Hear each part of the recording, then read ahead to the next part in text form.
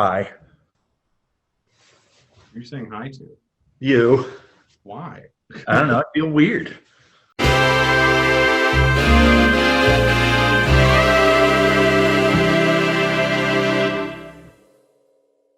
the last couple of episodes, we introduced the Noetic Oracular deck, which is a new method of divination and a corresponding set of cards and symbols that can be used similarly to tarot, but with different goals.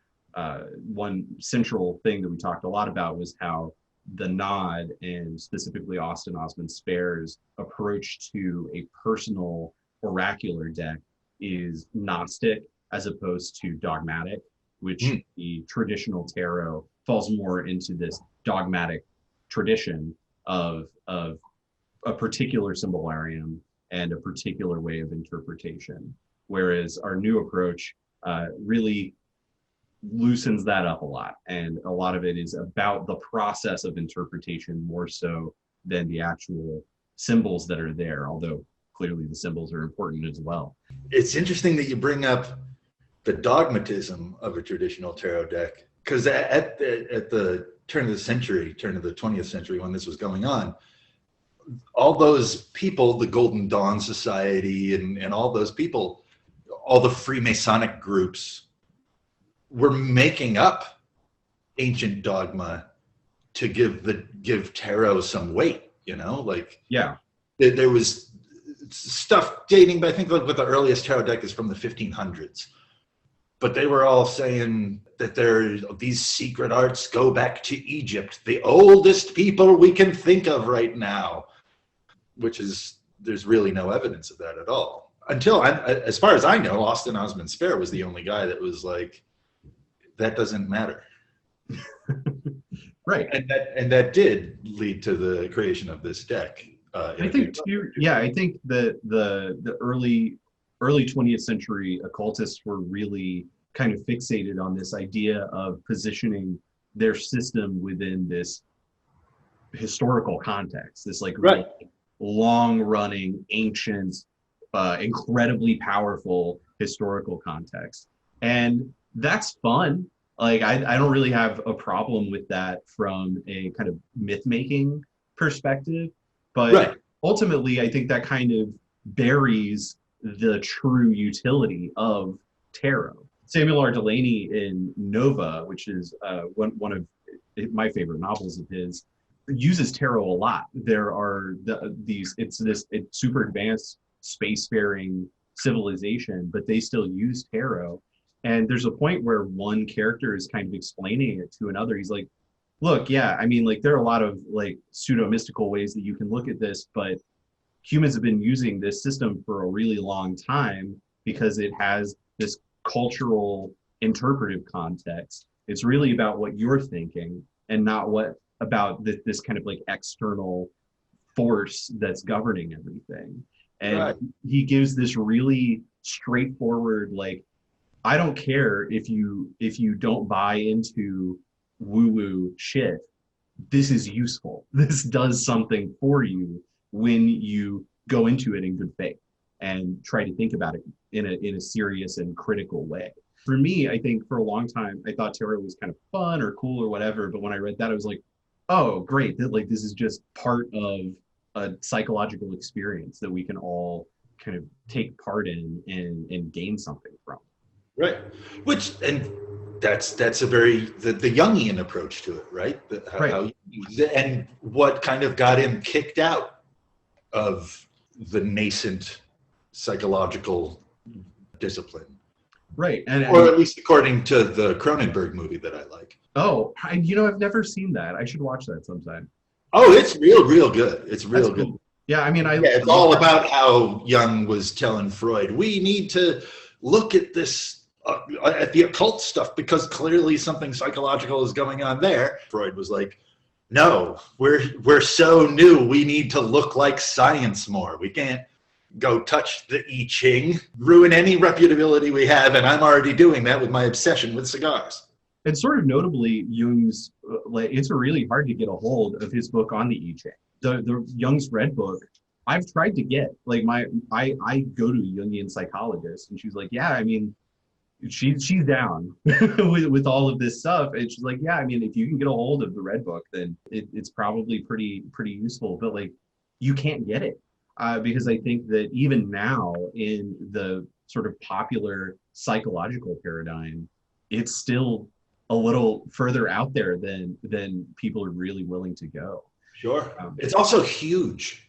Right. Yeah, I think that's a big part. And it's got all these like drawings, and probably reproduction is a bit of an issue with that. But I don't know if there were a good affordable version of it that I would be very interested in digging into it. I feel like generally the part of the thrust of a lot of Jungian psychology is about understanding one's own, like one's relationship to spirituality and what that actually means in a personal way.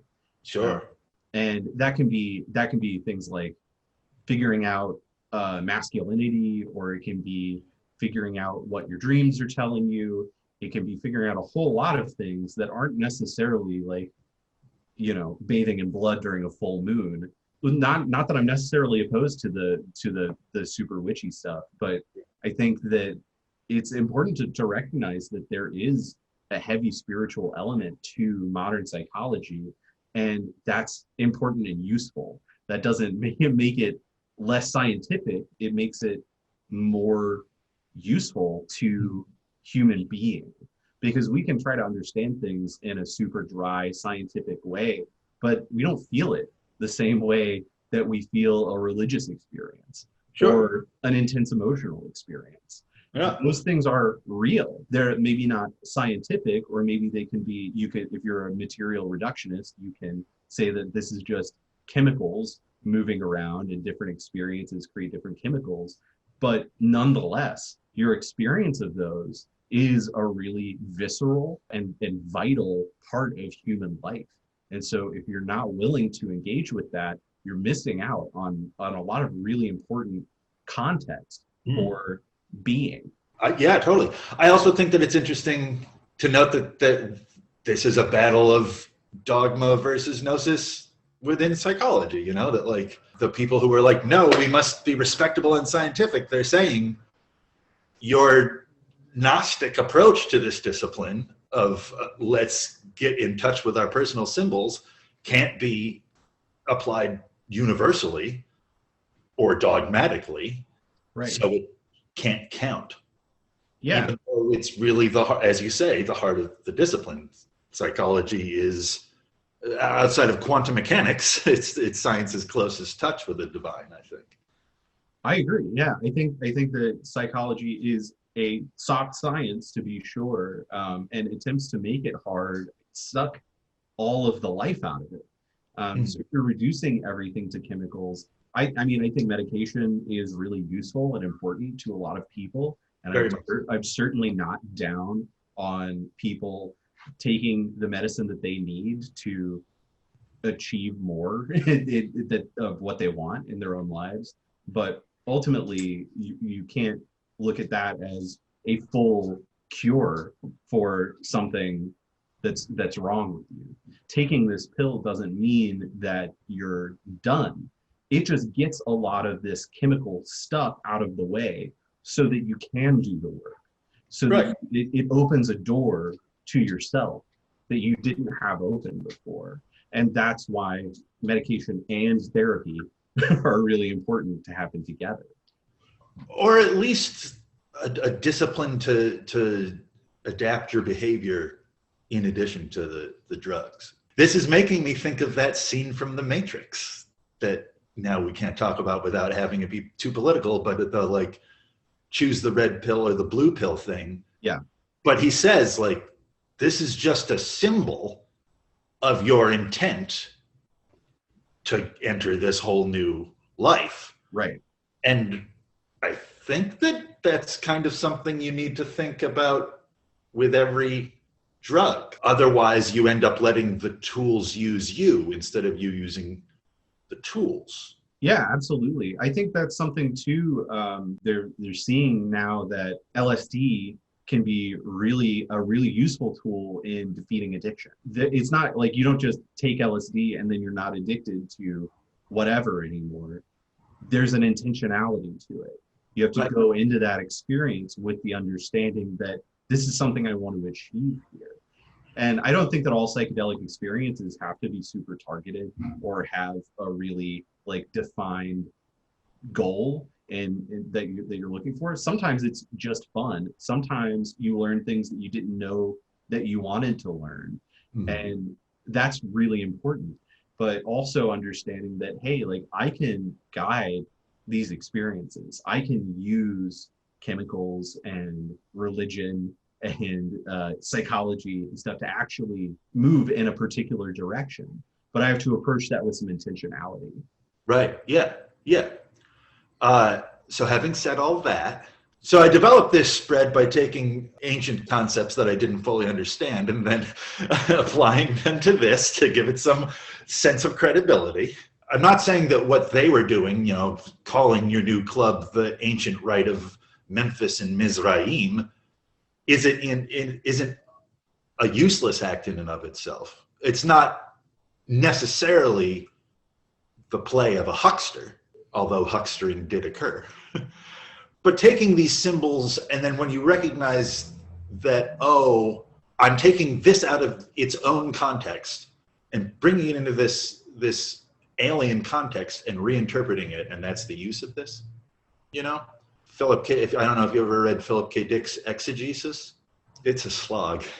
Yeah. But the team of academics that annotated it, they keep pointing out, like, Philip K. Dick doesn't know anything about philosophy. He's never gone to school, and all he had was a desk reference guide to philosophy. So he's taking all of these words and using them to mean a thing that he completely made up. But the thing that he made up is awesome. So much of philosophy is taking a word that another philosopher used and saying, I don't think it means that, and then redefining it and then contextualizing it in your own framework. That happens. Hegel and Heidegger had different versions of Dasein. That's a really critical development in philosophy when somebody says, you meant this one thing, but I think it means something else. Karl Jaspers meant a different thing. When Karl Jaspers talks about existenz, he's talking about what Heidegger meant with Dasein, but they still don't exactly mean the same thing. So there's always this tension of language in philosophy where you're saying, let's redefine this. Let's think about this differently because I think it's going to be useful in this different context. Yeah. So that makes sense. I think it can be frustrating for true academics to be like, all right, well, that's not exactly what Aristotle meant by that, but okay, let's try to work with this. But that's all that philosophy is for the most part, is just finding new definitions.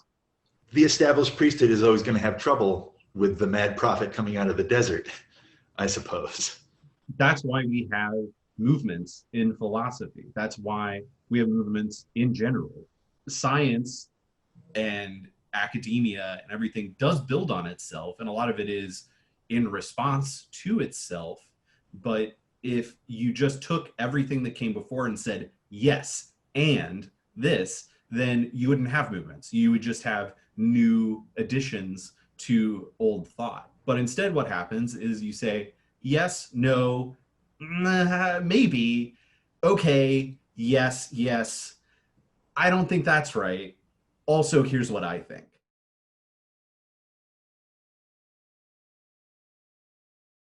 Because I feel like we're getting dangerously close to a place where we're saying dogma is bad and there's no use for dogma. And there definitely is. I've seen a compelling argument that moving through a dogma is what gets you to a gnosis.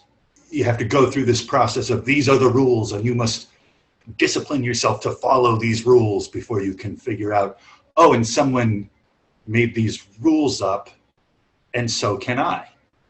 I think that makes sense given what our previous conversation about technology. Sure. Particularly how the Catholic Mass is engineered in a particular way to evoke an experience. And that's one part of why it's very powerful. Any technology has at least the possibility of being dogmatic, because technology, sort of by its very nature, it has to work in a particular way. It has to be fed this kind of input in order to get a particular output. Right. And so when you're working with a really particular technology, then there's the possibility of there being a dogmatic use of it. Sure. In keeping with the technology thing, it's like, it makes me think of farming implements before the Industrial Revolution. I had a couple when I was younger. I don't know what they were or what they would possibly be used for. They were the just strange blades lashed to sticks that at some point somebody was like, I need something that will do this extremely specific thing. So they made it, which is a gnosis. Right. And then after the Industrial Revolution, you didn't have to be a genius to come up with this one tool that will fit this one job that you had right now. There is a standardized set of tools that will solve anything that anybody gets to use. Now nobody's coming up with this genius implement for this one-time use because they don't have to. Seems like there's a feedback loop then between gnosis and dogma, where one person's gnosis can become codified into dogma, and then later on a reaction to that dogma can result in further gnosis. I mean, it's kind of like what we were talking about with any psychology or anything. So you have this moment of understanding that then gets implemented in a broad sense, and then you have reactions to that later that either refute it or modify it or redefine it. Right, yeah. Dogma, if you don't have dogma, then everyone has to be a genius. But if you only have dogma, there are no geniuses. Right. And this is the history of religion. I had my anthropology of the Bible teacher said the Bible is a series of books about mad prophets coming out of the desert, establishing a social order that really works, and then priests adapting that social order to be a universal thing that we all can deal with and not be a genius, which inevitably becomes hidebound and too dogmatic. So a new mad prophet has to come out of the desert. And this is written into the earliest historical religion in Sumeria. The first god is Enki, who then is overtaken by his older brother Enlil. Enlil is chieftain of all the Sumerian gods. In the Sumerian version of the flood, Enlil is the one that's like, I will destroy all of humanity. And Enki is the god that's like, build a boat. Right from the beginning, you have this, the first god is this god of revolution, the god that makes humanity, the god that gives humanity all the tools of civilization, agriculture, and stuff like that. But then Enlil, the god of the established order, is the actual god of agriculture. Each Sumerian god had its own city, and people who ruled the king, who would rule all of Sumeria, never came from Enlil's city. But every king had to go to Enlil's city to be made into a king. He's the established order. But the older god, Enki, is the one that's always overthrowing that order. So you have, and they're brothers. And so you have this whole dogma, gnosis, brotherhood right from the beginning, but they're always at odds with each other. You also see that borne out in Greek mythology with the early gods, the Olympians, and even the Titans kind of thrown in there as an additional point of tension. Or you can see it in Zoroastrianism with this idea of the creator god and the ruling god being different, potentially at odds with each other. In Greek mythology, you get a really cool thing in the youngest generation of gods that Nietzsche latched onto, where you have Apollo and Dionysus. Dionysus is the god of revolution. Apollo is the god of established order. And Dionysus is the one of those two that becomes king of the gods at one point. Apollo never becomes king. He never sits on that throne, even though he is I mean, Athena is really the person that we go to as the classical embodiment of our ideals, I suppose. But really, it's Apollo. Like Apollo is chief of the muses. Apollo is in charge of mathematics. Apollo is our culture, at least according to Nietzsche. I was thinking that there's this, we see that a lot in kind of modern arguments about legalism. You know, there's this whole idea that protesters are doing something wrong because they're not following the rules, that there's this sort of conservative conception of civil disobedience as this thing that you shouldn't be doing. So if you get tear gassed or whatever, it's your own fault because you should have followed the curfew, or you should have just done what the cop told you to do, or whatever.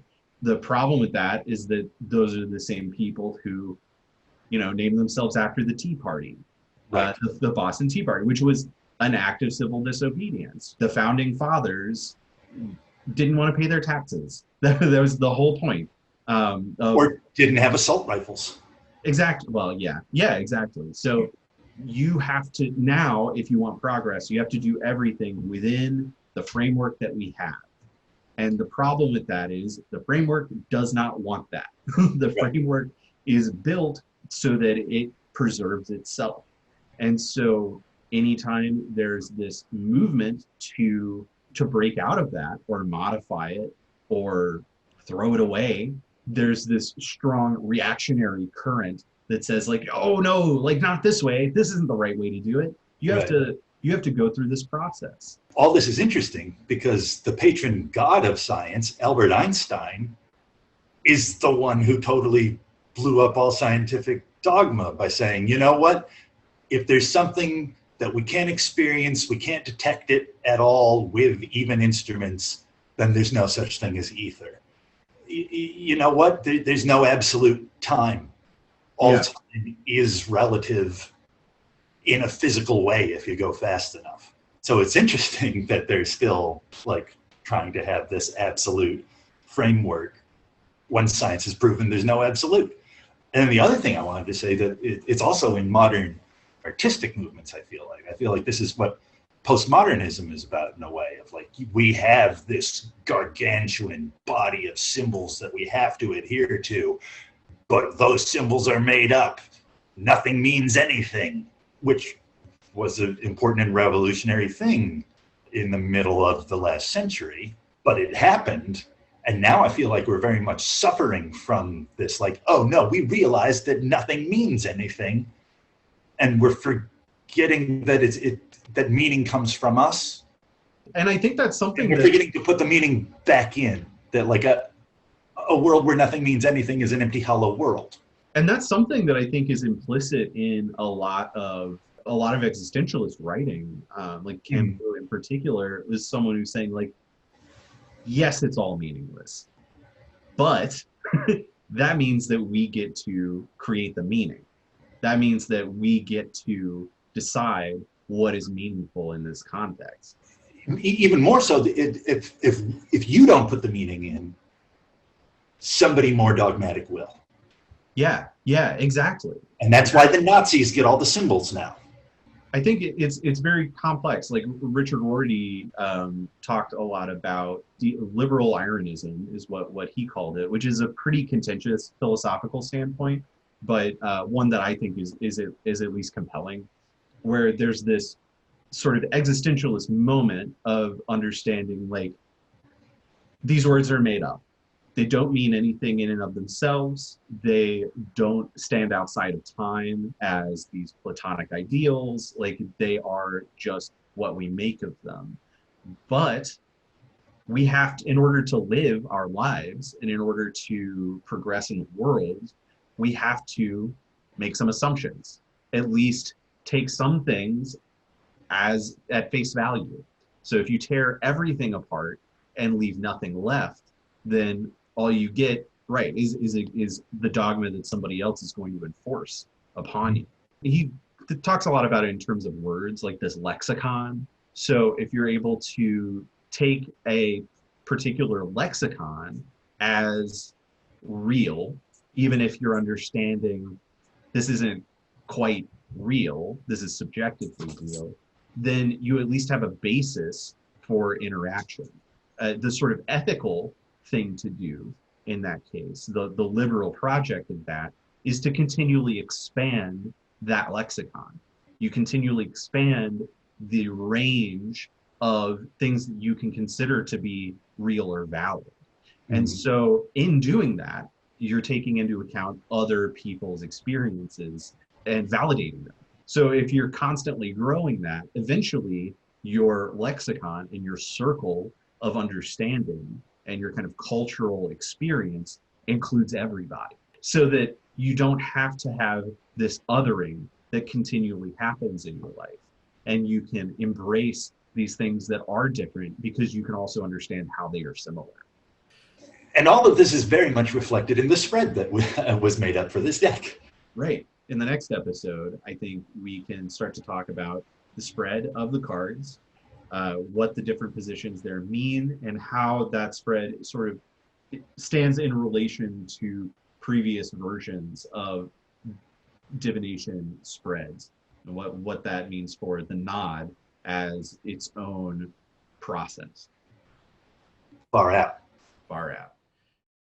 Thanks for watching. Give us a like and subscribe to Mercury Theater Television on YouTube for more nodding off, as well as a lot of other videos that we've made with our friends. If you're interested in nodding off specifically, you can subscribe to the Nod YouTube channel. The link is in the description here.